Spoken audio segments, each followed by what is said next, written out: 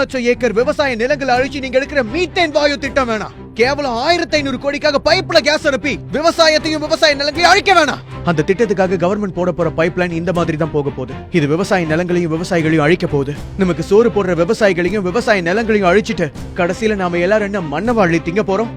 நம்ம தமிழ்நாடு விவசாயத்தையும் விவசாயிகளையும் கார்பரேட் காரன் கொஞ்சம் கொஞ்சமா அழிச்சுக்கிட்டே வரான். இதுல அசிங்கமான விஷயம் கவர்மெண்ட்டும் அவங்களுக்கு ஒத்து போகுது. அந்த பைப்லைனை வேற ஒரு இடத்துல போட்டு ஏற்பட்ட விபத்து இது. பெங்களூருக்கும் இடையில அந்த பைப்லைன் போக கூடாது நம்ம நினைக்கிறதுக்கான காரணம் இதுதான். அவங்க தேவைக்கு இப்ப நம்ம பலியாடு. அந்த நிறுவனத்தோட கவனக்குறைவால போன வருஷம் ஒரு கிராமமே ஆந்திராவில் அழிஞ்சு போச்சு. இந்த விஷயங்களை பத்தி தமிழருக்கோ இல்ல தமிழ்நாட்டுல இருக்கவங்களுக்கும் இன்னும் சரியா தெரிய வரல. ஏன்னா இதை தெரிஞ்சுக்கிறதுக்கு நம்ம ஆர்வம் காட்ட மாட்டோம். ஏன்னா ஒவ்வொரு விஷயத்திலையும் பட்டு திருந்துறது தானே நம்ம பழக்கமே. இந்த நிலை சீக்கிரம் மாறணும். இந்த மாதிரி விஷயங்களை தடுக்க வேண்டிய அரசியல்வாதிகளே அதனால கிடைக்க போற 1500 கோடியை தான் பாக்குறாங்க. அவங்களுக்கு விவசாயிங்க முக்கியம் இல்ல. நாமளும் அதே மாதிரி இருக்கணுமா என்ன? யாரோ விவசாயி யாரோ இடந்தான போதுன்னு நாம நினைச்சா நாளைக்கு இதே மாதிரி நமக்கும் நடக்கும். அப்ப மத்தவங்களும் நம்மள பார்த்து நிச்சயமா இதே மாதிரி தான் நினைப்பாங்க. நமக்கு யாரும் வர மாட்டாங்க. அந்த பைப்லைன் நார்மலா போக வேண்டிய வழி இதுதான். ஆனா கர்நாடகா காரங்க அதை பெங்களூர் டு பெங்களூர் ரூட்டுக்கு கொண்டு போக வேணான்னு முடிவு பண்ணதுனால அதை நம்ம ஊருக்குள்ள போட பாக்குறாங்க. கிட்டத்தட்ட அவங்க தேவைக்காக நம்மள பலியாடாக்க பாக்குறாங்க. இது மாதிரியான திட்டங்கள் ஆடம்பரம், விவசாயம் அத்தியாவசியம்.